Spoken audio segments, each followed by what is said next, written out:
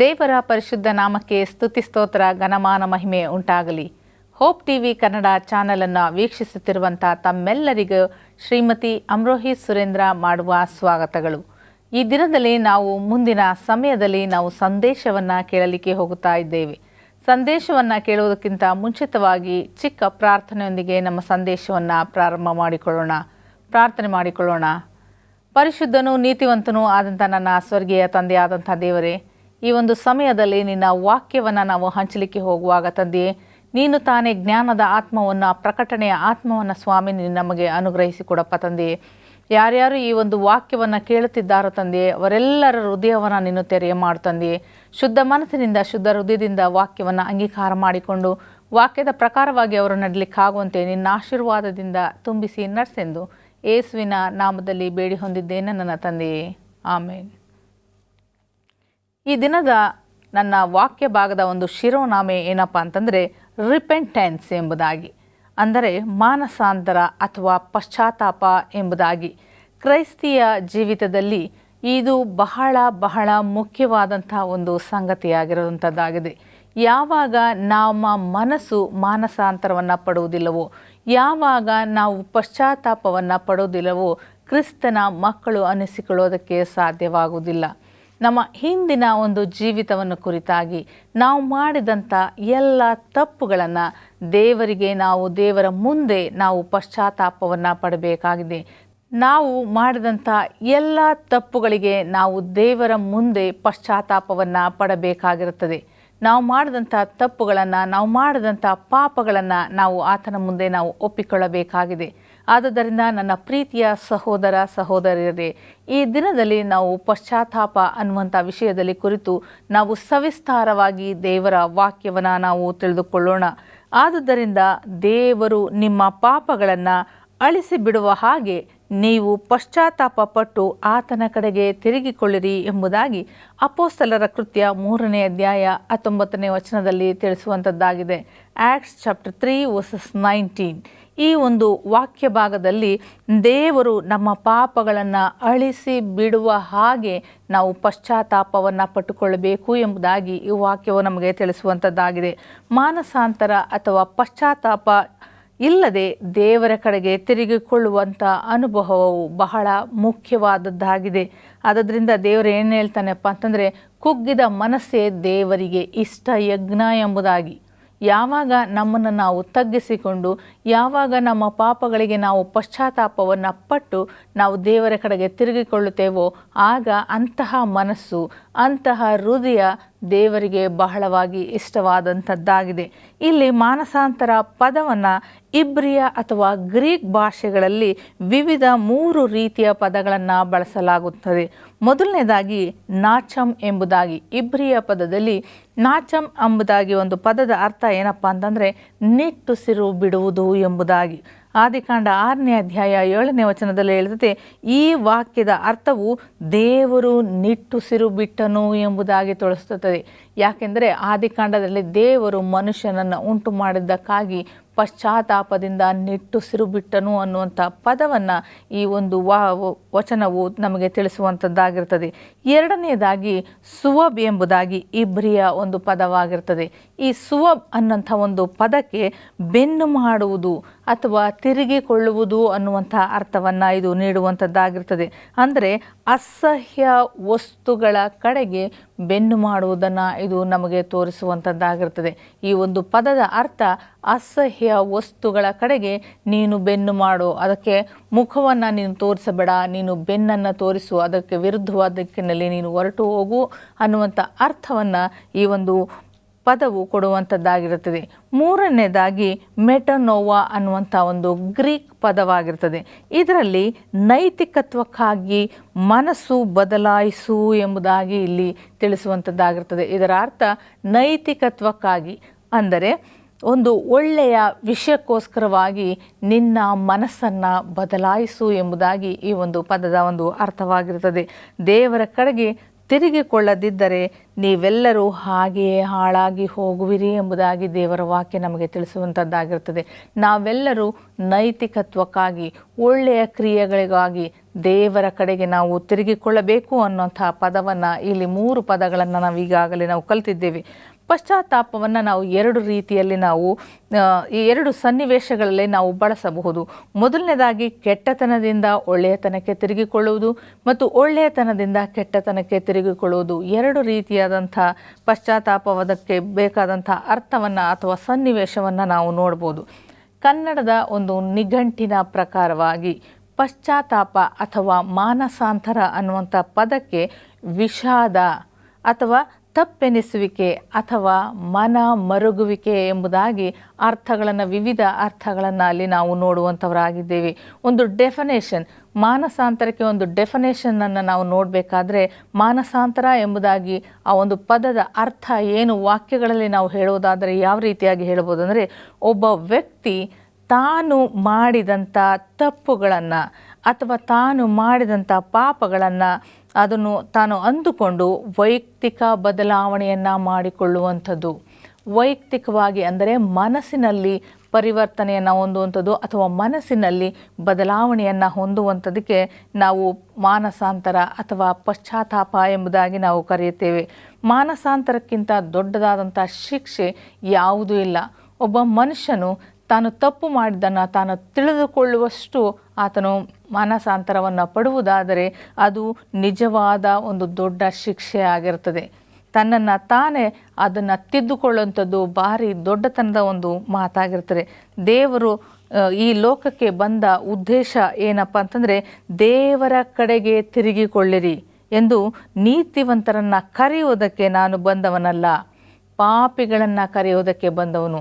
ಯಾರು ತಪ್ಪುಗಳನ್ನು ಮಾಡ್ತಾ ಇದ್ದಾರೆ, ಯಾರು ಪಾಪಗಳನ್ನು ಮಾಡ್ತಾ ಇದ್ದಾರೆ, ಯಾರು ದೇವರಿಗೆ ವಿರುದ್ಧವಾದಂಥ ಕಾರ್ಯಗಳನ್ನು ಮಾಡ್ತಾ ಇದ್ದಾರೆ, ಅಂಥವರನ್ನು ಕರೆಯುವುದಕ್ಕೋಸ್ಕರವಾಗಿ ನಾನು ಈ ಲೋಕಕ್ಕೆ ಬಂದಿದ್ದೇನೆ ಎಂಬುದಾಗಿ ದೇವರ ವಾಕ್ಯವು ನಮಗೆ ತಿಳಿಸುವಂಥದ್ದಾಗಿರ್ತದೆ. ನೀತಿವಂತರನ್ನಾಗಲಿ ಒಳ್ಳೆಯ ಕೆಲಸ ಮಾಡುವಂಥವ್ರನ್ನಾಗಲಿ ಕರೆಯುವುದಕ್ಕೆ ದೇವರು ಬಂದಿಲ್ಲ. ಪಾಪಿಗಳನ್ನು ಹುಡುಕಿ ರಕ್ಷಣೆಯನ್ನು ಮಾಡೋದಕ್ಕೋಸ್ಕರವಾಗಿ, ಪಾಪಿಗಳನ್ನು ತನ್ನ ಸಾಮ್ರಾಜ್ಯಕ್ಕೆ ಸೇರಿಸಿಕೊಳ್ಳುವುದಕ್ಕೋಸ್ಕರವಾಗಿ ದೇವರು ನಮಗಾಗಿ ಬಂದಿದ್ದಾನೆ. ಆದರೆ ಒಂದು ಕೆಲಸವನ್ನು ನಾವು ಮಾಡಬೇಕು. ನಾವು ಮಾಡಿದಂಥ ಪಾಪಗಳಿಗೆ, ನಾವು ಮಾಡಿದಂಥ ತಪ್ಪುಗಳಿಗೆ ನಾವು ಮಾನಸಾಂತರವನ್ನು ಪಡಬೇಕಾಗಿದೆ. ಹಾಗಾದರೆ ಮಾನಸಾಂತರವು ಯಾವ ಮಾರ್ಗಗಳು ಯಾವುವು, ಮಾನಸಾಂತರವನ್ನು ಪಡುವಂಥ ಮಾರ್ಗಗಳು ಯಾವುವು ಎಂಬುದಾಗಿ ನಾವು ತಿಳಿದುಕೊಳ್ಳೋಣ. ಯಾವುದರಿಂದ ನಮಗೆ ಮಾನಸಾಂತರವು ಲಭಿಸುವಂಥದ್ದಾಗಿರ್ತದೆ? ಮಾನಸಾಂತರ ಎಂಬುದಾಗಿ ಹೇಳುವುದಾದರೆ ಯಾವುದರ ಮೂಲಕ ನಮಗೆ ಈ ಮಾನಸಾಂತರವು ಬರುತ್ತದೆ? ಮೊದಲನೇದಾಗಿ ವಾಕ್ಯವನ್ನು ಕೇಳುವುದರ ಮುಖಾಂತರವಾಗಿ. ದೇವರ ವಾಕ್ಯವು ಈ ಬಾಯಿ ಕತ್ತಿಯೋಪಾದಿಯಲ್ಲಿ ಅದು ಕೆಲಸವನ್ನು ಮಾಡುವಂಥದ್ದಾಗಿರ್ತದೆ. ಕೀಲು ಮಜ್ಜೆಗಳನ್ನು ತೂರುವಷ್ಟು ಅದು ನುಣುಪಾಗಿ ಅದು ಇರುವಂಥದ್ದಾಗಿರ್ತದೆ. ಆದುದರಿಂದ ಆ ದೇವರ ವಾಕ್ಯವನ್ನು ಕೇಳುವುದರ ಮುಖಾಂತರವಾಗಿ ನಾವು ಮಾನಸಾಂತರವನ್ನು ಪಡಬೇಕಾಗಿದೆ. ನಾವು ಸಭೆಗೆ ಹೋಗುತ್ತಾ ಇಲ್ಲ, ನಾವು ದೇವರ ವಾಕ್ಯವನ್ನು ಕೇಳುತ್ತಾ ಇಲ್ಲ, ನಾವು ದೇವರ ವಾಕ್ಯವನ್ನು ಓದುತ್ತಾ ಇಲ್ಲ ಎಂಬುದಾದರೆ ನಮಗೆ ಖಂಡಿತವಾಗಿ ಮಾನಸಾಂತರ ಅಥವಾ ಪಶ್ಚಾತ್ತಾಪ ಬರೋದಕ್ಕೆ ಸಾಧ್ಯವೇ ಇಲ್ಲ. ಯಾವಾಗ ದೇವರ ವಾಕ್ಯಗಳು ನಮ್ಮ ಕಿವಿಗೆ ಅಥವಾ ಮನಸ್ಸಿಗೆ ಬೀಳ್ತಾ ಇರ್ತದೋ ಆಗ ತಾನೇ ನಮ್ಮ ಮನಸ್ಸು ಪರಿವರ್ತನೆ ಆಗೋದಕ್ಕೆ ಸಾಧ್ಯವಾಗ್ತದೆ. ಇಲ್ಲವಾದಲ್ಲಿ ನಾವು ಪರಿವರ್ತನೆಯನ್ನು ಮಾಡಿಕೊಳ್ಳೋದಕ್ಕೆ ಸಾಧ್ಯವೇ ಆಗೋದಿಲ್ಲ. ಇದರಂತೆ ಒಂದು ಉದಾಹರಣೆಯನ್ನು ನಾವು ದೇವರ ವಾಕ್ಯದಲ್ಲಿ ನೋಡಬೇಕಾದ್ರೆ, ಆಹಾಬನು ಎಲಿಯನ ಮಾತುಗಳನ್ನು ಕೇಳಿ ಮಾನಸಾಂತರ ಹೊಂದಿದ್ದಂಥ ಒಂದು ಕಥೆಯನ್ನು ನಾವು ನೋಡುತ್ತೇವೆ. 1ನೇ ಅರಸು 21ನೇ ಅಧ್ಯಾಯ 27ನೇ ವಚನಗಳನ್ನು ನಾವು ಓದುತ್ತಾ ಬಂದರೆ, ಆತನು ತನ್ನ ಬಟ್ಟೆಗಳನ್ನು ಹರಿದುಕೊಂಡು ಉಪವಾಸ ಮಾಡಿದನು ಎಂಬುದಾಗಿ ಅಲ್ಲಿ ಬರೆಯಲ್ಪಟ್ಟಿರೋದನ್ನು ನೋಡ್ತೇವೆ.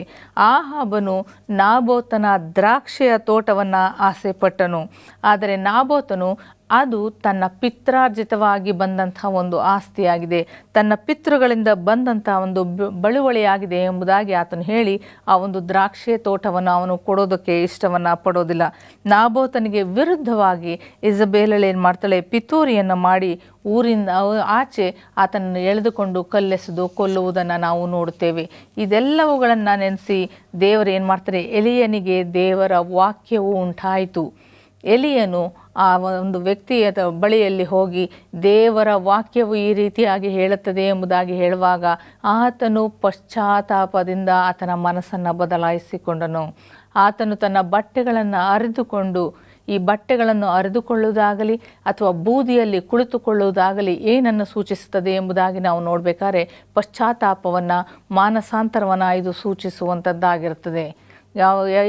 ಮತ್ತೊಂದು ಒಂದು ಕಥೆಯಲ್ಲಿ ನಾವು ನೋಡಬೇಕಾದ್ರೆ ನಾವು ಯೋನನನ್ನು ದೇವರು ನಿನವೆ ಪಟ್ಟಣಕ್ಕೆ ನೀನು ಹೋಗು ಎಂಬುದಾಗಿ, ದೇವರ ಸುವಾರ್ತೆಯನ್ನು ನೀನು ಸಾರು ಎಂಬುದಾಗಿ ಆತನನ್ನು ಕಳಿಸುವ ಆತನಾಗಿದ್ದಾನೆ. ಆತನು ನಿನವೆ ಪಟ್ಟಣಕ್ಕೆ ಹೋಗುವುದರ ಬದಲಾಗಿ ತಾರ್ಷೀಷಿಗೆ ಹೋಗುವುದನ್ನು ನಾವು ನೋಡ್ತೀವಿ. ಆದರೂ ದೇವರು ಆತನನ್ನು ಬಿಡದೆ ಎಲ್ಲ ಸನ್ನಿವೇಶಗಳಿಂದ ಬಿಡಿಸಿ ಮತ್ತೆ ನಿನವೆ ಪಟ್ಟಣದಲ್ಲಿ ಆತನು ಸುವಾರ್ತೆಯನ್ನು ಸಾರುವುದನ್ನು ನಾವು ನೋಡ್ತೇವೆ. ನಿನವೆ ಪಟ್ಟಣದ ಎಲ್ಲ ಜನರು ತಾವು ಮನಸ್ಸಾಂತರವನ್ನು ಹೊಂದಿದರು, ಪಶ್ಚಾತ್ತಾಪವನ್ನು ಪಟ್ಟರು.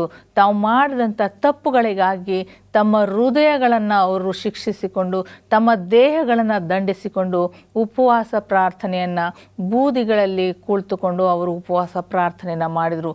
ಇದು ದೇವರ ಮನಸ್ಸನ್ನು ಇದು ಬದಲಾಯಿಸಿತು. ಅವರಿಗೆ ಬರಬೇಕಾಗಿದ್ದ ಕೇಡನ್ನು ದೇವರು ಬದಲು ಮಾಡಿ ಅವರಿಗೆ ಒಳಿತನ್ನು ಮಾಡುವುದನ್ನು ನಾವು ನೋಡ್ತೀವಿ.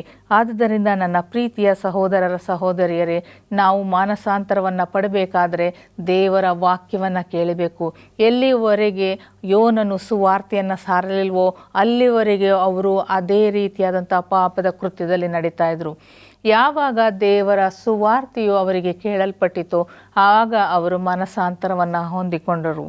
ಎರಡನೆಯದಾಗಿ ನಾವು ಪಾಪಗಳನ್ನು ಒಪ್ಪಿಕೊಳ್ಳುವುದು ಎಂಬುದಾಗಿ. ನಾವು ಮಾಡಿದಂಥ ಎಲ್ಲ ಪಾಪ ಅಪರಾಧಗಳನ್ನು ದೇವರ ಮುಂದೆ ನಾವು ಒಪ್ಪಿಕೊಳ್ಳಬೇಕು. ಲೂಕನು ಬರೆದ ಸುವಾರ್ತೆ 15ನೇ ಅಧ್ಯಾಯ 18ನೇ ವಚನದಲ್ಲಿ ಈಗ ಹೇಳುತ್ತದೆ, ನಾನು ಎದ್ದು ನನ್ನ ತಂದೆಯ ಬಳಿಗೆ ಹೋಗಿ, ಅಪ್ಪ, ಪರಲೋಕಕ್ಕೆ ವಿರುದ್ಧವಾಗಿಯೂ ನಿನ್ನ ಮುಂದೆಯೂ ಪಾಪ ಮಾಡಿದ್ದೇನೆ ಎಂಬುದಾಗಿ ನಾನು ಒಪ್ಪಿಕೊಳ್ಳುವೆನು ಎಂಬುದಾಗಿ ಒಬ್ಬ ಮಗನು ಹೇಳುವಂಥದ್ದನ್ನು ನಾವು ನೋಡ್ತೀವಿ. ತಪ್ಪಿ ಹೋದ ಮಗನ ಒಂದು ಸಾಮ್ಯವನ್ನು ನಾವು ತೆಗೆದುಕೊಳ್ಳಬೇಕಾದರೆ, ತಪ್ಪಿ ಹೋದಂಥ ಮಗನು ನಿನಗೆ ವಿರುದ್ಧವಾಗಿಯೂ ಪರಲೋಕಕ್ಕೆ ವಿರುದ್ಧವಾಗಿಯೂ ನಾನು ಪಾಪ ಮಾಡಿದ್ದೇನೆ ಎಂಬುದಾಗಿ ಆತನು ಪಶ್ಚಾತ್ತಾಪ ಪಟ್ಟನು ಮತ್ತು ತನ್ನ ಪಾಪಗಳನ್ನು ಆತನು ಒಪ್ಪಿಕೊಳ್ಳೋದನ್ನು ನಾವು ನೋಡ್ತಾ ಇದ್ದೀವಿ. ಹೀಗಿರೋದ್ರಿಂದ ದೇವರು ಹೇಳ್ತಾನೆ, ನೀನು ಸ್ಪಷ್ಟನಾಗಬೇಕಾದರೆ ನಿನ್ನ ಪಾಪಗಳನ್ನು ಒಬ್ಬರಿಗೊಬ್ಬರು ಅರಿಕೆ ಮಾಡಿ ಒಬ್ಬರಿಗೋಸ್ಕರ ಒಬ್ಬರು ದೇವರನ್ನು ಪ್ರಾರ್ಥಿಸಿರಿ. ನಮಗೆ ಅಸ್ವಸ್ಥತೆ ಉಂಟಾದಾಗ, ನಮಗೆ ಸ್ವಸ್ಥತೆ ಉಂಟಾಗಬೇಕಾದರೆ ನಮ್ಮ ಪಾಪಗಳನ್ನು ಒಬ್ಬರಿಗೊಬ್ಬರು ನಾವು ಹೇಳಿಕೊಂಡು ನಮಗೋಸ್ಕರ ಒಬ್ಬರಿಗೊಬ್ಬರು ನಾವು ಪ್ರಾರ್ಥನೆಯನ್ನು ಮಾಡಿರಿ ಎಂಬುದಾಗಿ ದೇವರ ವಾಕ್ಯವು ನಮಗೆ ತಿಳಿಸುವಂಥದ್ದಾಗಿರ್ತದೆ. ಯಾವಾಗ ಸ್ನಾನಿಕನಾದಂಥ ಯೋರ್ದಾನ್ ಹೊಳೆಯ ಬಳಿಯಲ್ಲಿ ದೀಕ್ಷಾ ಸ್ನಾನವನ್ನು ಕೊಡುವಾಗ ಜನರೆಲ್ಲರೂ ಅಲ್ಲಿ ಆತನ ಬಳಿಗೆ ಬಂದು ತಮ್ಮ ತಮ್ಮ ಪಾಪಗಳನ್ನು ಹೇಳಿಕೊಂಡು ಅವರೇನು ಮಾಡ್ತಾಯಿದ್ರು, ದೀಕ್ಷಾ ಸ್ನಾನವನ್ನು ತೆಗೆದುಕೊಳ್ಳುತ್ತಾ ಇದ್ರು.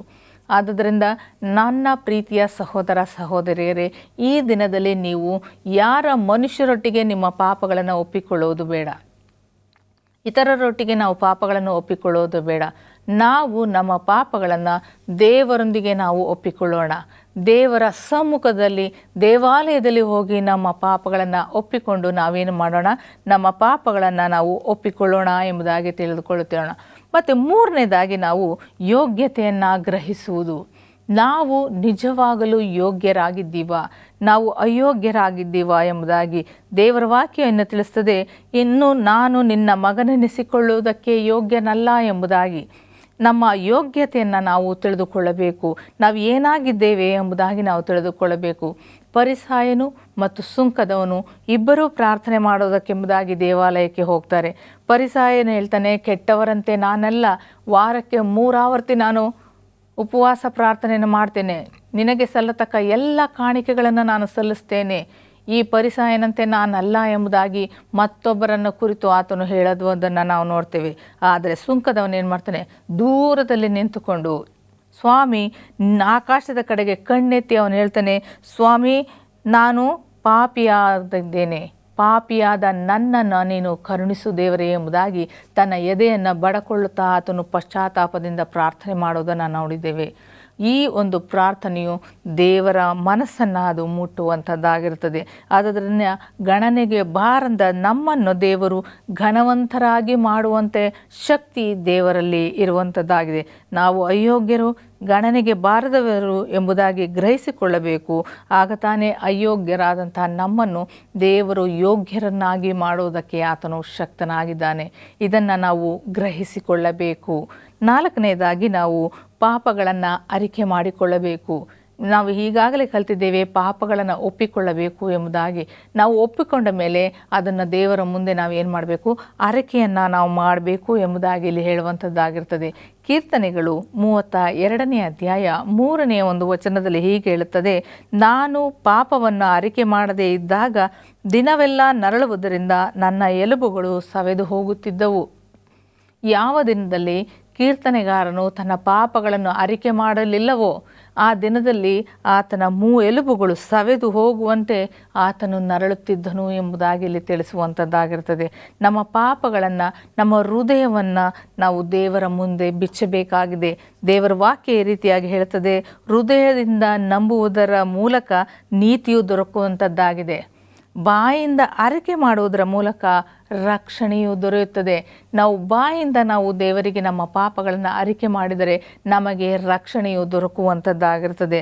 ಆದ್ದರಿಂದ ಯೆಶಾಯನು ಹೇಳ್ತಾನೆ, ನಾನು ಹೊಲಸು ತುಟಿಯವರ ಮಧ್ಯದಲ್ಲಿ ವಾಸಿಸುವವನು ಎಂಬುದಾಗಿ ಯೆಶಾಯನು ತನ್ನ ಬಗ್ಗೆ ತಾನು ಹೇಳಿಕೊಳ್ಳೋದನ್ನು ನಾವು ನೋಡ್ತೀವಿ. ತನ್ನನ್ನು ತಾನು ತಗ್ಗಿಸಿಕೊಂಡು ದೇವರಿಗೆ ಆತನು ವಿಧೇಯನಾಗೋದನ್ನು ನಾವು ನೋಡ್ತಾ ಇದ್ದೀವಿ. 5ನೇದಾಗಿ ನಾವೇನು ಮಾಡೋಣ, ಯಥಾರ್ಥವಾಗಿರಬೇಕು ಎಂಬುದಾಗಿ ದೇವರ ವಾಕ್ಯವು ನಮಗೆ ತಿಳಿಸುವಂಥದ್ದಾಗಿರ್ತದೆ. ಯಥಾರ್ಥತೆ ಎಂಬುದಾಗಿ ಹೇಳೋದಾದರೆ ಒಬ್ಬ ಮನುಷ್ಯನಿಗೆ ನಂಬಿಗಸ್ತನಾಗಿ ಇರುವಂಥದ್ದು ಅಂತ ದೇವರ ವಾಕ್ಯ ಹೇಳ್ತದೆ. 2 ಯಜಮಾನರಿಗೆ ನೀವು ಸೇವೆ ಮಾಡೋದಕ್ಕೆ ಸಾಧ್ಯ ಇಲ್ಲ. ಒಬ್ಬರಿಗೆ ನೀನು ನಿಯತ್ತಾಗಿರಬೇಕು ಅಥವಾ ಯಥಾರ್ಥವಾಗಿರಬೇಕು, ಇನ್ನೊಬ್ಬರಿಗೆ ನಾವು ಮಾಡೋಕ್ಕೆ ಆಗೋದಿಲ್ಲ. 2 ಯಜಮಾನರಿಗೆ ನಾವು ಸೇವೆಯನ್ನು ಮಾಡೋದಕ್ಕಾಗೋದಿಲ್ಲ. ನಮಗಿದ್ದರೆ ಒಬ್ಬನೇ ಯಜಮಾನನಿಗೆ ನಾವು ಸೇವೆ ಮಾಡಬೇಕು.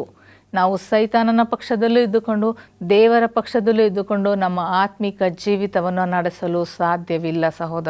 ಸಹೋದರಿಯರೇ, ನಾವು ಯಾವಾಗಲೂ ಒಬ್ಬನೇ ಯಜಮಾನನಿಗೆ ನಾವು ಸೇವೆಯನ್ನು ಮಾಡಬೇಕು. ನೀತಿಯುಳ್ಳ ನ್ಯಾಯಾಧಿಪತಿಯಾದ ನಂಬಿಗಸ್ತನಾದಂಥ ದೇವರಿಗೆ ನಾವು ಯಥಾರ್ಥ ಚಿತ್ತರಾಗಿ ಇರಬೇಕು ಎಂಬುದಾಗಿ ದೇವರ ವಾಕ್ಯವನ್ನು ನಮಗೆ ತಿಳಿಸುವಂಥದ್ದಾಗಿರ್ತದೆ. ಆದ್ದರಿಂದ ನನ್ನ ಪ್ರೀತಿಯ ಸಹೋದರರೇ, ಈ ಎಲ್ಲ ದೇವರ ವಾಕ್ಯಗಳು ನಮಗೇನನ್ನು ಕಲಿಸ್ತದಪ್ಪ ಅಂತಂದರೆ, ಪಶ್ಚಾತ್ತಾಪದ ಹೃದಯದಿಂದ ನಾವು ದೇವರ ಬಳಿಗೆ ಹೋಗುವುದಾದರೆ ದೇವರು ಆತನೇನು ಮಾಡ್ತಾನೆ, ನಮ್ಮನ್ನು ಮಾನಸಾಂತರವನ್ನು ಪಡಿಸಿ ನಮ್ಮ ಜೀವಿತವನ್ನು ಬದಲಾಯಿಸುವ ಆತನಾಗಿದ್ದಾನೆ. ಪಾಪದ ಜೀವಿತದಿಂದ ರಕ್ಷಣೆಯತ್ತ ನಮ್ಮನ್ನು ನಡೆಸುವಂಥವನಾಗಿದ್ದಾನೆ. ನಾವು ಮರಣದ ಜೀವಿತದಿಂದ ಜೀವಿಸುವಂಥ ಜೀವಿತಕ್ಕೆ ನಮ್ಮನ್ನು ಬದಲಾಯಿಸ್ತಾನೆ. ನಮ್ಮನ್ನು ಕೆಳಗಿನಿಂದ ಮುಪ್ಪರಿಗೆ ಮೇಲೆ ಏರುವಷ್ಟು ನಮ್ಮನ್ನು ಅಭಿವೃದ್ಧಿಯನ್ನು ಆತನು ಪಡಿಸುವ ಆತನಾಗಿದ್ದಾನೆ ಎಂಬುದಾಗಿ ನಾವು ತಿಳಿದುಕೊಳ್ಳಬೇಕು. ಕ್ರೈಸ್ತಿಯ ಮಕ್ಕಳಾದಂಥ ನಾವು ಪ್ರತಿ ದಿನವೂ ನಾವು ಮಾಡುವಂಥ ಎಲ್ಲ ಪಾಪಗಳನ್ನು ದೇವರ ಮುಂದೆ ಅರಿಕೆ ಮಾಡಬೇಕು, ಪಶ್ಚಾತ್ತಾಪವನ್ನು ಪಡಬೇಕು ಎಂಬುದಾಗಿ ಈ ದಿನದ ಒಂದು ಸಂದೇಶವಾಗಿರ್ತದೆ. ಈ ದಿನ ನಾವು ಮಾನಸಾಂತರ ಅಥವಾ ಪಶ್ಚಾತ್ತಾಪದ ಬಗ್ಗೆ ಅನೇಕ ಒಂದು ಪಾಯಿಂಟ್ಗಳನ್ನ ನಾವು ಕಲ್ತ್ಕೊಳ್ತಾ ಬಂದಿದ್ದೀವಿ.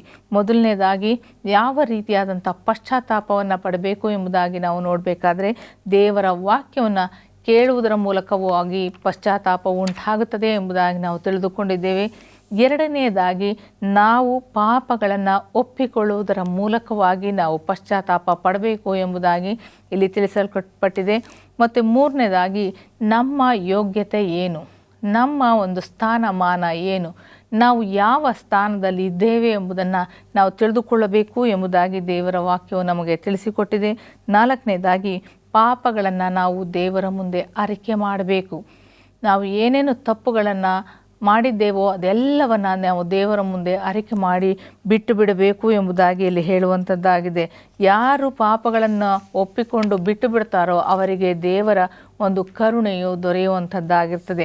4ನೇದಾಗಿ ನಾವು ಯಥಾರ್ಥವಾಗಿರುವುದು, ದೇವರಿಗೆ ನಂಬಿಗಸ್ತರಾಗಿ ಜೀವಿಸುವುದು ಬಹಳ ಪ್ರಾಮುಖ್ಯವಾದಂಥ ಒಂದು ವಿಷಯವಾಗಿರ್ತದೆ ಎಂಬುದಾಗಿ ಇಲ್ಲಿ ತಿಳಿಸಲ್ಪಟ್ಟಿರೋದನ್ನು ನಾವು ನೋಡುವಂಥವರಾಗಿದ್ದೇವೆ. ಈ ದಿನದಲ್ಲಿ ನಮ್ಮನ್ನು ನಾವು ಪರೀಕ್ಷೆಯನ್ನು ಮಾಡಿಕೊಳ್ಳೋಣ. ನಾವು ಪಶ್ಚಾತ್ತಾಪದಿಂದ ದೇವರ ಬಳಿಯಲ್ಲಿ ಬಂದಿದ್ದೇವ, ನಾವು ಯಥಾರ್ಥವಾಗಿ ದೇವರ ಬಳಿಯಲ್ಲಿ ಬಂದಿದ್ದೇವ ಎಂಬುದಾಗಿ ನಮ್ಮನ್ನು ನಾವು ಪ್ರಶ್ನೆಯನ್ನು ಮಾಡಿಕೊಳ್ಳೋಣ. ದೇವರ ವಾಕ್ಯವು ಈ ರೀತಿಯಾಗಿರುತ್ತದೆ, ದೇವರ ಚಿತ್ತಾನುಸಾರವಾಗಿರುವ ದುಃಖವು ಮಾನಸಾಂತರವನ್ನು ಉಂಟು ಮಾಡಿ ರಕ್ಷಣೆಗೆ ಕಾರಣವಾಗಿದೆ ಎಂಬುದಾಗಿ. ದೇವರ ಚಿತ್ತದಂತೆ ನಮ್ಮ ದುಃಖ ಏನಾಗ್ತದೆ, ಮಾನಸಾಂತರವಾಗಿ ಪರಿವರ್ತನೆಗೊಂಡರೆ ನಾವು ರಕ್ಷಣೆಗೆ ಅದು ಕಾರಣವಾಗುತ್ತದೆ ಎಂಬುದಾಗಿ ದೇವರ ವಾಕ್ಯ ತಿಳಿಸುವಂಥದ್ದಾಗುತ್ತದೆ. ನಮ್ಮ ಪಾಪಗಳನ್ನು ಒಪ್ಪಿಕೊಂಡು ಅರಿಕೆ ಮಾಡಿದರೆ ಆತನು ನಂಬಿಗಸ್ತನು ನೀತಿವಂತನು ಆಗಿರೋದರಿಂದ ನಮ್ಮ ಪಾಪಗಳನ್ನು ಕ್ಷಮಿಸಿಬಿಟ್ಟು ಸಕಲ ಅನೀತಿಯನ್ನು ಪರಿಹರಿಸಿ ನಮ್ಮನ್ನು ಶುದ್ಧಿ ಮಾಡುವಂಥ ದೇವರಾಗಿದ್ದಾನೆ. ದೇವರು ಎಷ್ಟು ಒಳ್ಳೆಯವನು, ನಮ್ಮನ್ನು ಪ್ರೀತಿ ಮಾಡುವಂಥ ದೇವರು ಆತನಾಗಿದ್ದಾನೆ.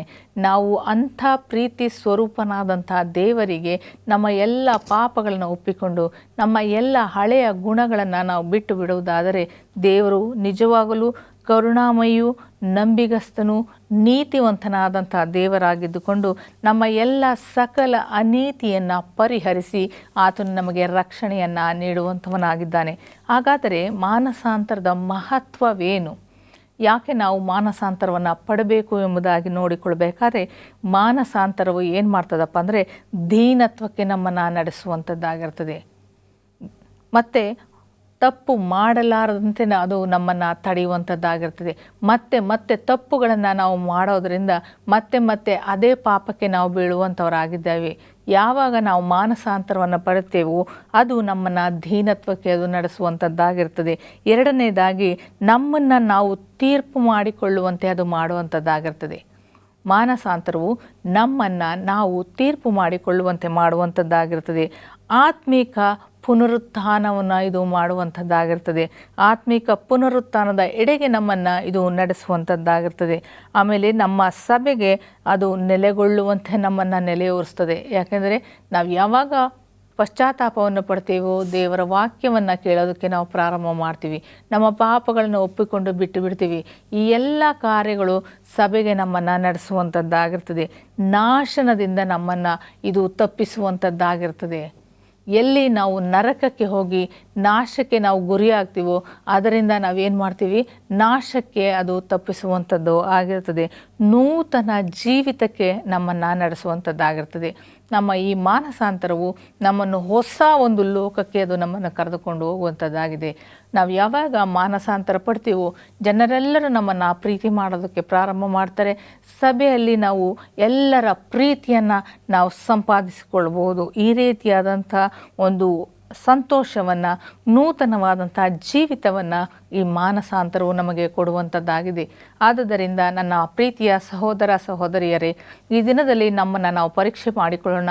ನಮ್ಮ ಎಲ್ಲ ತಪ್ಪುಗಳನ್ನು ದೇವರ ಮುಂದೆ ನಾವು ಅರಿಕೆ ಮಾಡಿಕೊಂಡಿದ್ದೇವಾ? ನಮ್ಮ ಎಲ್ಲ ಪಾಪಗಳನ್ನು ನಾವು ದೇವರ ಮುಂದೆ ಒಪ್ಪಿಕೊಂಡಿದ್ದೇವಾ? ನಾವು ಪರಿಪೂರ್ಣವಾಗಿ ಯಥಾರ್ಥವಾಗಿ ನಾವು ದೇವರ ಕಡೆಗೆ ತಿರುಗಿಕೊಂಡಿದ್ದೇವಾ? ದೇವರ ವಾಕ್ಯಗಳನ್ನು ನಾವು ಕೇಳುತ್ತಿದ್ದೇವಾ ಎಂಬುದಾಗಿ ನಮ್ಮನ್ನು ನಾವು ಪರೀಕ್ಷೆ ಮಾಡಿಕೊಳ್ಳೋಣ. ದೇವರು ಈ ವಾಕ್ಯಗಳನ್ನು ಆಶೀರ್ವದಿಸಲಿ.